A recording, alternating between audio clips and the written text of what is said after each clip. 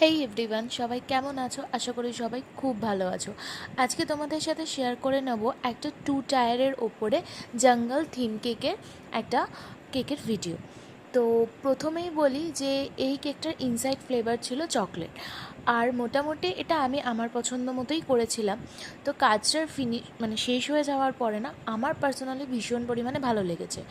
আমি প্রথমবারের মতো আর কি এরকম একটা ডিজাইন করলাম জঙ্গল থিম। এর আগেও করেছি, বাট এটা প্রথমবারের মতো ছিল।